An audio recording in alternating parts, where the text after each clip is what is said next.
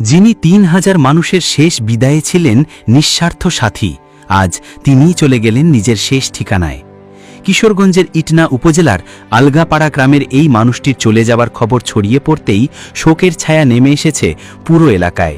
একই সঙ্গে সামাজিক যোগাযোগ মাধ্যমে ছড়িয়ে পড়েছে অভিনেতা খায়রুল বাশারে আবেগঘন পোস্ট। শনিবার ২৮ জুন সকাল 10:30টায় নিজ বাড়িতে শেষ নিঃশ্বাস ত্যাগ করেন ৬৭ বছর বয়সী মনু মিয়া। তাকে শেষ ঠিকানার কারিগর নামেই চিনতেন এলাকাবাসী। জীবনের ৪ দশকেরও বেশি সময় ধরে তিনি মানুষের কবর খুঁড়ে গেছেন।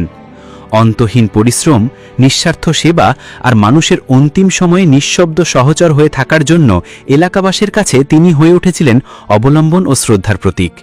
মনু মিয়ার প্রয়াণে কেবল গ্রামের মানুষ নয়, শোকাহত বাংলাদেশের অনেকেই, বিশেষ করে তরুণ অভিনেতা খায়রুল বাশার তার ফেসবুকে যে আবেগঘন স্ট্যাটাস দিয়েছেন তা ছুঁয়ে গেছে লাখো মানুষের হৃদয়।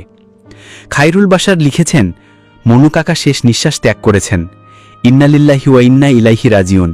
এতদিন তিনি ঢাকায় ছিলেন। ৩ দিন আগে উনি বাড়ি ফিরেছেন। বলছিলেন আগের চেয়ে বেশ সুস্থ আছেন। ওনার সুস্থ হয়ে বাড়ি ফেরার ইচ্ছা আল্লাহ কবুল করেছেন।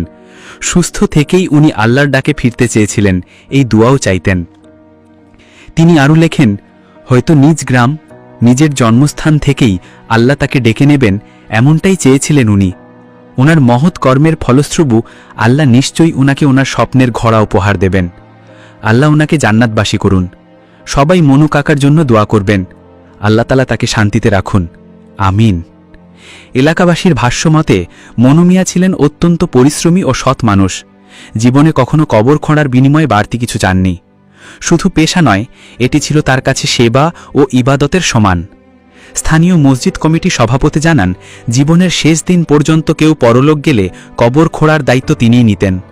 শারীরিক অসুস্থতা নিয়েও মানুষের ডাকে সাড়া দিতে কখনো অনীহা প্রকাশ করেননি।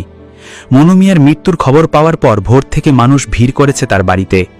এলাকার যুবক নাইম জানায়, মনু কাকা ছিলেন আমাদের শেষ ভরসা। জানাজা, দাফন সবকিছুতে তিনিই ছিলেন আগে।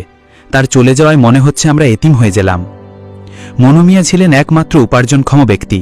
তিনি নিজের ছেলেমেয়েদের বিয়ে দিয়ে গেছেন। গ্রামের মানুষজন বলছে তিনি ছিলেন প্রকৃত অর্থেই মানবসেবক। কোনো আত্মপ্রচার ছিল না, কোনো শর্ত ছিল না। মানুষের মৃত্যুর পর তারাই প্রথম দেখেছেন মনু মিয়ার মুখ। এবার সেই মনু মিয়াকে কবর দেওয়ার সময়ও গ্রামের মানুষজনের চোখে ছিল অশ্রু। বিশিষ্ট আলেম মাওলানা ফারুক হোসাইন বলেন, মনু ভাইয়ের মতো মানুষ সমাজে বিরল। একাধারে এত মানুষের দাফনের কাজ করা সহজ নয়। মহান আল্লাহ যেন তাকে জান্নাতুল ফেরদৌস দান করেন। মনু মিয়ার গভীর শোক প্রকাশ করেছে স্থানীয় প্রশাসনও। উপজেলা নির্বাহী কর্মকর্তা এক বিবৃতিতে বলেন,